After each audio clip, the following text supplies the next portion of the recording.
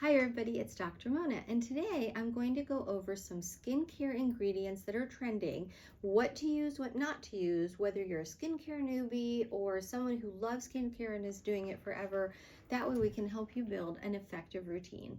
So the first thing I'm going to talk about is one of my favorite products, which is niacinamide. And why do I love this product? Because almost everybody can use it and it doesn't irritate their skin, and you can combine it with a lot of different things. So it's a really safe thing to use. So why do I love niacinamide so much? Well, first of all, it really does help strengthen your skincare barrier. It can actually help decrease inflammation and redness. It helps to minimize your pores, and as well, it can actually balance your oil production, so it's great for people with acne. So when you use something like this, you could do it morning, you could do it at night, but I really love niacinamide as something that you can use, and when I think of what I could combine it with again, you can combine it with almost anything. All right, guys, the next thing that I'm going to talk about is something that's been around for a long time, and that is retinoids, which include retinols or retinoic acid. So what's the difference? Retinols are actually alcohols that you can get in over-the-counter products. They're not quite as strong as a prescription retinoid, like a Retin-A, but they are a little bit more gentle. So if you have more dry skin, you could always start with the retinol and build up. Now, if your skin is a little bit stronger, a little bit tougher, you might want to use a prescription like Retin-A or Differin or Tazorac. They tend to work a little bit faster, but they can be a little more irritating. So with any kind of retinol or retinoid, I always say tiptoe into the water, right? So I don't want you jumping in, using it every day. Maybe you start out twice a week and slowly build up. But what's the main benefit? Well, retinoids are great because they help to decrease loss of collagen. They stimulate collagen production, so they're good at anti-aging, but they also increase cellular turnover, so you get rid of kind of that top layer of the skin, which is good for aging, but also actually great for people who have a history of precancers or skin cancer, because you're getting rid of that damaged skin as well. And it gives you a very nice glow. So I think retinoids are fantastic, but when do we want to use them? In general, we want to use them at night because we don't want to use them during the day with the sunlight.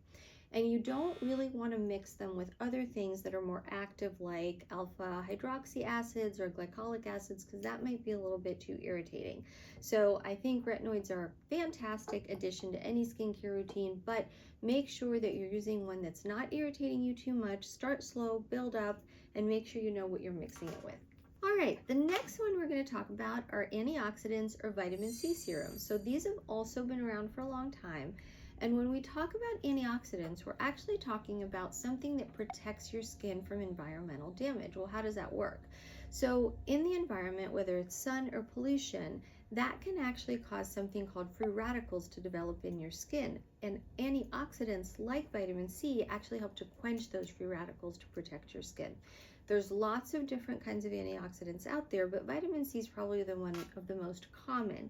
You can have it in different formulations. Like this one right here is in a more cream formulation, but you could also have it in a liquid. You want to make sure that if you have it in a liquid that's not in an airtight chamber though, that you keep it in a dark place and that you kind of keep it out of light and sealed, because I call it a vampire product. That means it shouldn't be in the sun and you got to keep it sealed because it'll oxidize. But otherwise, I think antioxidants are fantastic things to use. I always recommend using them in the morning, so I like to use my antioxidant in the morning and then my retinoid at night. And in terms of mixing it with other products, I tend to keep it away from things with acids because I don't want it to actually irritate your skin. So I'd maybe keep it away from like your alpha hydroxy acid or glycolic acid. And like I said, use it in the morning. So another thing that we like to talk about are alpha hydroxy acids, beta hydroxy acids, or the general term of exfoliators. So why do we need that? Well, it is nice, especially as we get older, to gently exfoliate the skin. And you can do that with different types of acids. So if you are more acne prone, you might want to use salicylic acid, which is better for acne, or BHA.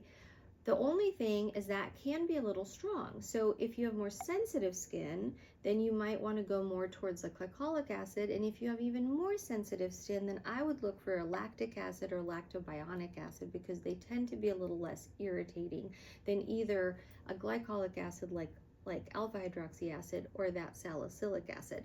Why do we need them? Well, they are really great at helping to unclog pores, gently exfoliate the skin, and give you a more brighter appearance and take away that dull look. And they can help minimize pores. But again, be sure to be careful with your skin type. Am I dry? Am I oily? Am I normal? Pick the one that works better for you. And I would also make sure that I don't mix this with a retinoid and maybe not with a vitamin C. But you could always mix it with our niacinamide friend. All right, now we're going to talk about hydrators and things that actually help build hydration in your skin. Well, isn't that just a moisturizer? It's really not. So moisturizers are good at kind of sealing in moisture, but they don't hold on and grab onto the moisture and make your skin more hydrated. So I really love a hyaluronic acid product, and that's been in the press for a long, long time. We all have hyaluronic acid in our skin, but unfortunately, as we get older, we actually lose some hyaluronic acid. So it's good to add that back into your skincare routine. There's lots of different kinds of hyaluronic acid on the market, and you can always add one just to help with that day and mix it with your moisturizer. You can also layer it with your moisturizer. I personally love this hydrator. It's it's called HA5.